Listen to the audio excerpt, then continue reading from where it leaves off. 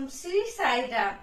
परमाराध्या परम प्रेममय परम करुणामय भगवान बाबा चरण कमल रे कोटि कोटि प्रणति जणे आरंभ करिबा भगवान अवतार बाणी रे कौन संदेश देउछंती आसंतु सुनिबा।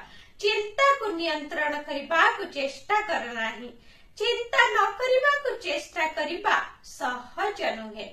चिंता को परीक्षा कर, अनुचित किंबा मन को आसिले निराश हुआ नाही। केवल एतिकी कर जे से चिंता को कार्य रे परिणत कर नाही।